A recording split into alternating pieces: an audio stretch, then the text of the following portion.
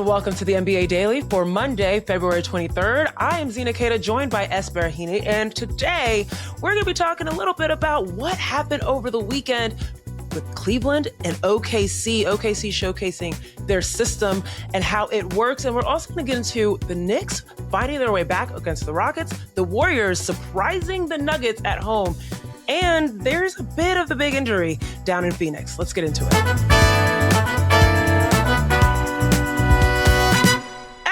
What's up, man?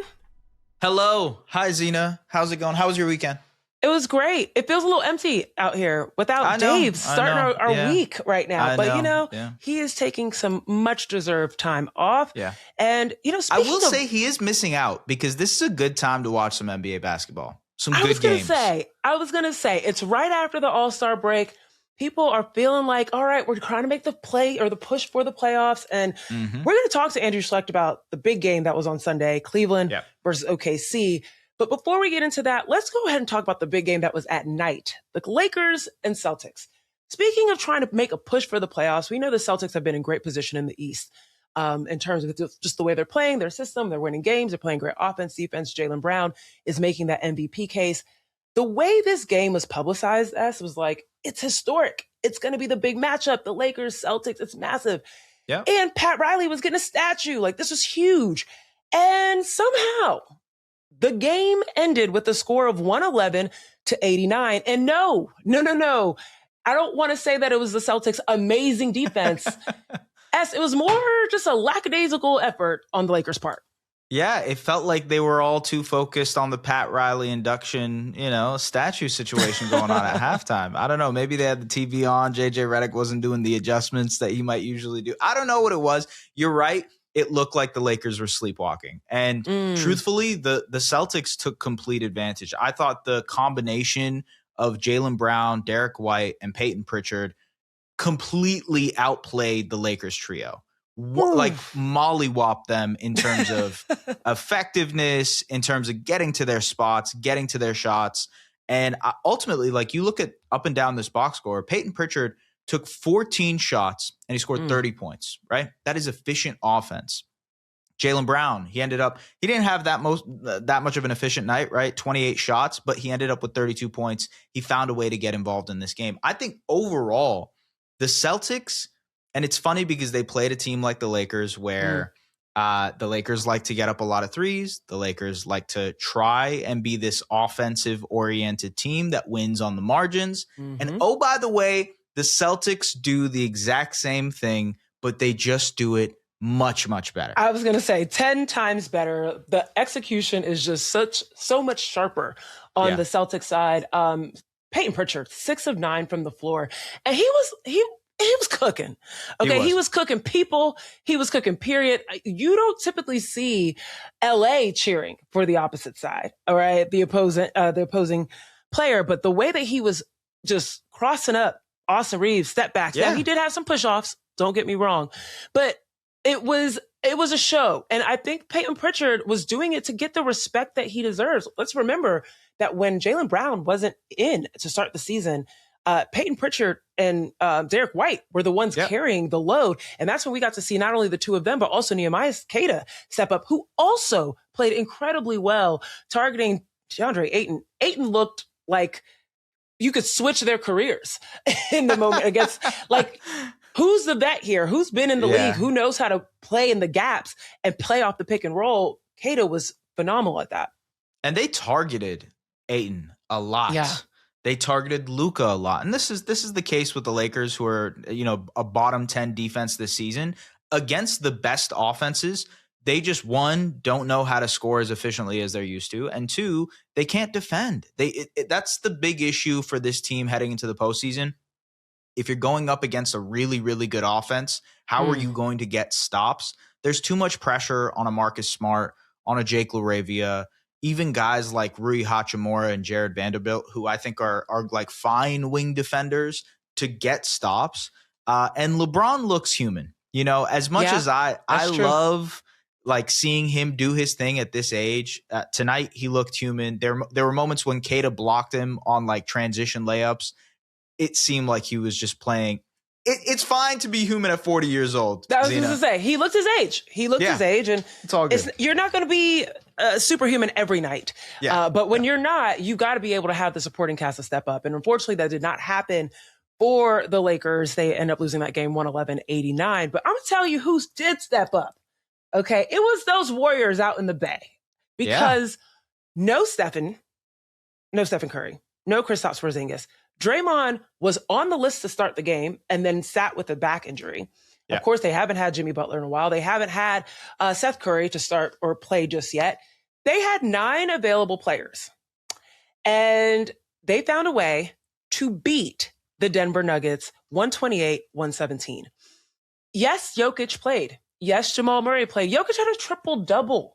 Yep. But it was a game of numbers, and the biggest thing, 21 made threes is insane. And then 2, when you've got 7 players scoring in double digits, of course, you're going to find a way to win the game. Yeah, absolutely. And by the way, that fourth quarter was absolutely incredible by Brennan Pajimski. I thought that was what changed the game. You know, we were watching it back and forth and we were texting and saying like, oh, if the Nuggets take care of this is not that big of a story. But when the Warriors and Pajimski, who ended up, by the way, scoring 15 points, didn't miss a single shot in that fourth quarter. He had his Steph Curry bag going, right? He thinks he's Steph, and he acted like it in that fourth quarter. He was shooting the fadeaway. He had the floater going. Yeah, yes, absolutely. It was clear. It was clear that Stephen is someone that he looks up to from a game perspective. And it was cool to see Steph be on the sideline, like cheering them on and be excited for them. But this is a big deal. Of course, the Warriors are trying to tread water right now with Stephen out. Kristaps kind of in and out, getting back into the rotation of things. This is a huge win for the Warriors that are trying to position themselves securely into the play-in in the West. Yeah, I completely agree. And on top of that, like any sort of outlier development you're going to get from some of these younger guys as Steph misses time is going to help you in the long run, right? Because this season, I think everybody knows the Warriors aren't going to be contending or anything like that. But if you can get more opportunities for Brennan Pajimski to figure things out on ball, I thought DeAnthony Melton had a really great game tonight too. Overall, you just get these other guys to work. But Zena, I'm not going to lie to you. I'm worried about the Nuggets a little bit. I was going to ask you that. Let's just break it down. Okay. This month, in the month of February, the Nuggets have lost to the Oklahoma City Thunder. That was thanks to a special SGA game. Chalk it up, whatever. That's fine. They lost to the Detroit Pistons. Very, very good team. Number one team in the Eastern Conference. Jamal Murray missed a bunch of clutch free throws at the end there. That'll be an issue moving forward as well. They lost to the Knicks in double overtime. Jalen Brunson scored 42 points on them. They lost to the Cavs, the new look Cavaliers, with James Harden, Jared Allen, Donovan Mitchell. They dropped 76 points on the Nuggets. They lost to the Clippers recently. They blew a lead. Dave and I talked about it. Jamal Murray missed clutch free throws again. And then tonight, as you mentioned, they lost to the Warriors. Their only 3 wins in this month are to the sad Chicago Bulls, the sad Memphis Grizzlies, and to the Portland Trailblazers, who they beat by 50 points this week, by the way. So I think there is some concern, and that concern from the Nuggets perspective comes on the defensive end. They are a bottom 10 defense this year. They haven't looked right at all on the defensive side of the ball this season. And since Jokic has come back, truthfully, he hasn't looked good defensively either.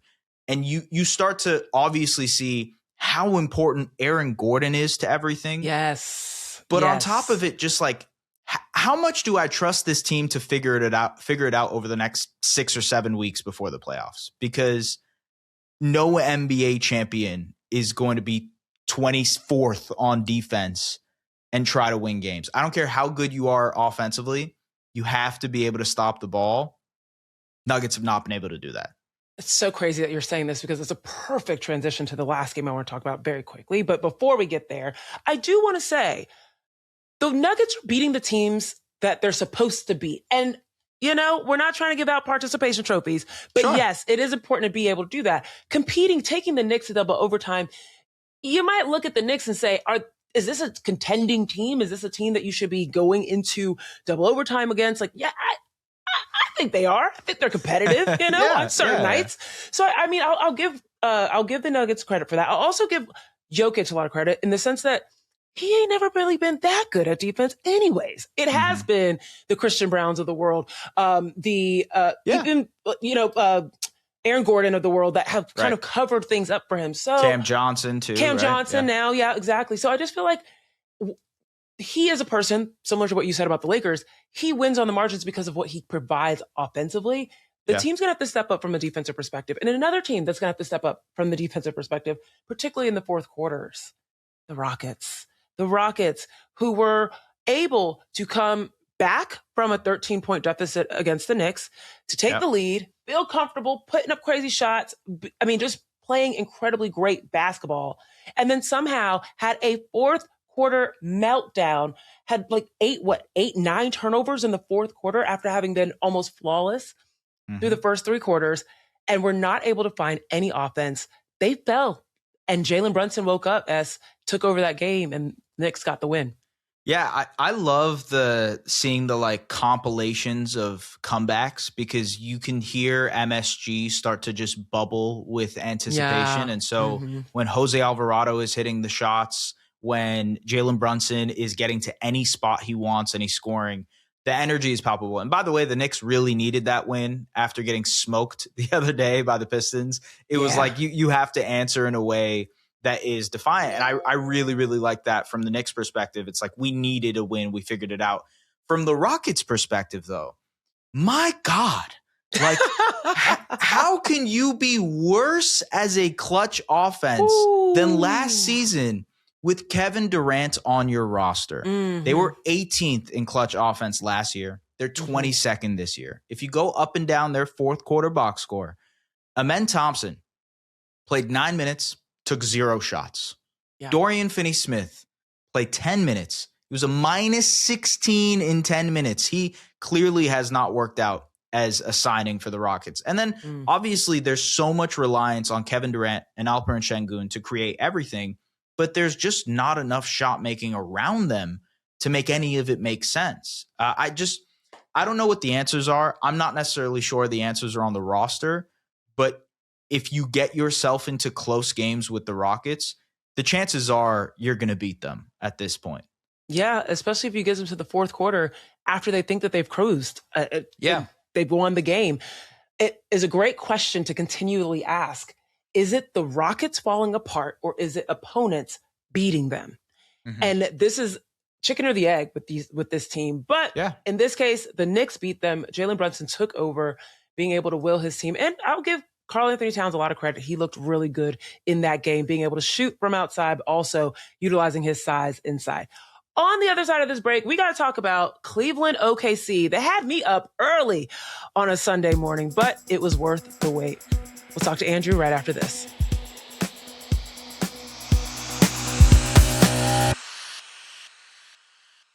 And joining us from Oklahoma City is Andrew Schlecht, our resident expert on everything Thunder. Andrew, OKC gets the win at home, beats Cleveland, ending their win streak, 7-game win streak, and really showcasing this egalitarian approach to basketball that I think the rest of the league can take a lesson on. Just a plug-and-play system win for them. When you look across everyone that's been contributing in the absence of Shai Gilgeous-Alexander, in the absence of Jalen Williams, what stands out to you in terms of what kind of impact these players want to make? Yeah. To me, it's kind of the emergence of Cason Wallace and Isaiah Joe. Isaiah Joe had 22, 2, and 3 today. He had 5 steals, all in the first quarter, which is a career high, 5 steals for Isaiah Joe. I feel like he's been getting his athleticism into the game a lot more. And I was talking to him post game, and he was saying he prepared in the offseason a lot more just for specific parts of his body. He said he's had nagging stuff with his knee and nagging stuff with his shoulder, and he felt like his prep over the summer just to keep all of that really strong has helped him carry his athleticism through the season. You can kind of see that. He played 30 minutes tonight. He's not going to play 30 minutes tonight when Shai and J-Dub and AJ and Alex Caruso are all in the game. But he's been ready and he stayed prepared. He had some really big shots tonight. And then Cason Wallace, career high in assists. He had 10 assists. He had 20 points, 4 boards, 10 assists, only 1 turnover to 10 assists with 3 steals, and guarded James Harden the entire time. They matched him minute for minute. It was pretty impressive to see him do that. He's not thought of as like one of the Thunder's like young developmental guys, but he's only 22. This is only year 3 for Cason, and like he's continuing to show major progress. And I thought today he was the best player for the Thunder. So no SGA, no Jalen Williams, no AJ Mitchell, no Alex Caruso in this game for the Thunder. Yeah, you can go down the list. And I think, I mean, sometimes in the NBA, injuries can be a blessing in disguise. But when you have so much depth on your roster like the Thunder do you feel as if it's sort of this found money concept halfway through the season where you can maybe get some opportunity to see, like you said, extended run of Cason Wallace and extended run of some of these other guys to prepare them for a long postseason run? I mean, I think so. They really need to figure out the non-Shea minutes anyways. And so this gives them like a very extended look. Like there's always non-Shea minutes in every single game. That happens all the time. But you don't usually get 48 minutes of it in like consecutive weeks. And so I do think that this is them trying to figure this out. Like you're trying to get Jared McCain in the game and see what he can do. You're trying to stretch Isaiah Joe and see like what is he fully capable of. You use Isaiah Hartenstein, who's another guy who's been a good passer for them, as this like screener passer, a guy that can initiate offense for you. So like they're trying all sorts of things. Even Nikola Topic, he played 8 minutes today. Yeah, they weren't particularly impactful minutes, but like you're just kind of seeing like what you have. And when you have everybody healthy, I don't know that there's minutes to do that. You're probably using those 8 minutes for Jared McCain, to see what he's got there. So it does like allow for them to use everybody on their roster. Because you look up and down the roster, go look at Basketball Reference. 1 through 15 are all guys that can play. They would probably play on almost any team. And so it is good for them to figure it out. And especially, like I said, with Shea off the floor and you have the 2 bigs, that's going to be a lineup that they'll use in the postseason. And if they can figure out what's efficient, what's not, it could really pay some dividends come like round 2 and 3 if they get there. Well, one thing they definitely found was efficient is just keeping people off the O boards and making the likes of an Evan Mobley and Jared Allen look average with what they can do on the glass. But I'm happy you brought up Jared McCain because once again, OKC, they've got this reputation of being, a team that anyone can go there and fit into their system. They can immediately make an impact. And I think we all knew on this pod, and I think across the NBA, everyone was like, Jared McCain is a really solid player. Of course, he's been plagued by injuries. How did they get away with getting him? How did they get away with getting him? How did the reigning champs get Jared McCain today? And I'm looking at his game today, and there's a particular shot that he makes on a drive, kick out 3 in transition. And Jared McCain switches the shot. Ryan Ruocco yells the classic, "You bet!" And you look and you see McCain do like the fingers, not finger guns, but like the 1 finger gun to his teammate. And you're seeing the chemistry already. Like it's one thing to have a system on the floor. Shout out Dagnall and his entire team, but also the chemistry. How does OKC build that so quickly for their players?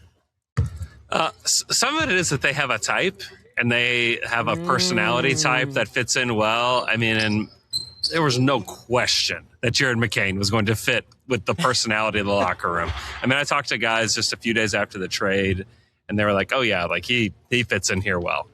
He's always smiling. He's kind of life of the party kind of guy. He's incredibly friendly, incredibly kind, and he just fits in really well here. You can tell that like he feels welcome by his teammates. And then basketball-wise, he's somebody that doesn't have to have the ball in his hands. He likes to relocate, which is something the Thunder love to have and don't really have enough of. Yeah. And so his unselfishness gets in here, and then his competitiveness too. He's not going to be some great defender. He doesn't really have the body, the wingspan, all of that, the quickness for like to be an elite defender. But his competitiveness is the thing that's going to drive like good minutes for him. It's like he continues to be competitive defensively, offensively. They just need more guys that can just hit shots like this. I know that they had a crazy first quarter, but like they just need guys that can come in and make shots. He was 2 of 3 from the 3-point line tonight. Guys are going to cover him on the perimeter. He creates space. Like they just need more guys like that. And to have one that's on a rookie scale deal in year 2, he just had a birthday a couple days ago. He just turned 22. For the Thunder to have another guy like that they can bring in is huge. And I don't know what the impact we'll see of him in the postseason. He'll be in and out of the rotation, I would guess, come playoff time. But going into next year, when he gets a summer and he gets a training camp with the Thunder, I think that like his ceiling is pretty high. And so there's some pretty wild possibilities for McCain here in OKC. He also feels like a guy that can steal you a playoff game, right? Like, just go off at the start of a third quarter or something like that, knock down a couple threes, and he flips the game and helps the Thunder win. It just feels like he has that energy to him. Like a Sam Merrill, maybe, yes? Sure. Yeah, like a Sam Merrill, who was incredible in this game, by the way. Yeah. Sam Merrill, 20 points and knocked down 6 threes. I mean, the Cavs really fought their way back in this game. But before we get to the Cavs side of things, which I'm curious about your opinion, Andrew, Chet Holmgren was great in this game. 17 points. He had 15 rebounds. I thought he did a great job of limiting the Jared Allen, Evan Mobley connection, if you will, the pick and roll stuff that they run with James Harden, which has looked excellent as of late. It wasn't there tonight. And like, this was the Chet Holmgren Defensive Player of the Year case, in my opinion, because even despite some of the other parts, Chet was the guy who was able to kind of lead this team to this win on the defensive side of the floor. Yeah, he was telling me in the locker room after the game just how tricky it is to guard James Harden in the pick and roll, especially with these like role guys that are really good, specifically Jared Allen. And he said, like, you almost have to try to bait him into taking those floaters, which he's really good at. So he's like, you kind of have to pick your poison. He's like, my main goal within all of that was to kill any of the dump offs, kill any of the alley-oops. Like, he was like, I was not going to allow any of that to happen. And any of the in-between stuff, I was going to try to contest. And I thought that he executed that so well today. Another thing is like the rebounding too. Mark Daigneault mentioned in post game that their minutes with Chet as the lone center have not been as bad with him, on the boards with him as the lone center. So and he told me, I asked him about that. I said, Mark said this, and he said, well, it's like, I feel like I left 5 out there today that I should have gotten. I was like, wow, you thought you were going to get 20 rebounds today? Okay, Chet. But yeah, I think that he's certainly a deserving DPOY candidate. I think that he does an incredible job for the Thunder. He's a guy that he's an all-star. He's, going to have a chance to be an all-NBA type of guy. And he still just hangs his hat as a defender for the most part. Like that's where he feels most valuable. And as his offensive game continues to emerge and he continues to develop that. But man, he was special today. This was a big test for Chet. This is a huge test for OKC overall. When you think of what the Cavs have on their end, they've been rolling since James Harden has come in. But you also see their second unit was a challenge as well, with Dennis Schroeder in the mix and Keon Ellis as well. And so you see what OKC has in terms of challenges when they've got multiple ball handlers, multiple scores, multiple scoring options, both in the guard position and the big position. But they handled it incredibly well despite having so many absences. If there's any lesson that OKC can take away from this game, or something that could pat themselves on the back for, other than being able to win without a lot of their stars, what was a part of the game that you were like, oh, this is particularly huge for them when you're thinking about the playoffs? I really think it's all about Cason Wallace emerging as one of their top 5 guys. I do think the Thunder have some interesting decisions to make this summer. They have to create roster spots somehow. Cason Wallace is extension eligible this summer. I think that's somebody that you have to keep. I just think that he was kind of like a nice luxury to have off the bench, where it's like, hey, we have another one of these defensive superstars off the bench, where he was a luxury. Now I think he's going to be essential come playoff time, just because he's shown to be a guy that can get into the paint and create open looks for guys on the perimeter, which is something that they have to have. And I know that they'll, with Ajay back and J-Dub back and Shea back, they have those guys. But just think back to last season, think back to the finals against the Pacers. The Thunder struggled in minutes without Shea. They struggled without Dub being one of their creators. And Cason Wallace is basically just kind of a catch and shoot guy who was a primary point of attack defender and was very valuable to them, but he wasn't this. And so to me, if you're giving him like the time and space to develop, to show what he's capable of, he took 8 threes today. He hit 4 of them. He's got a lot more to give. And so if he can continue to provide that and provide it in smaller bursts whenever Shea and J-Dub get back, I think it just makes the Thunder a lot stronger. You just mentioned that they have to make a decision on Cason Wallace this summer. They also have to make a decision on Lou Dort this summer. And Dort was awesome in this game guarding Donovan Mitchell.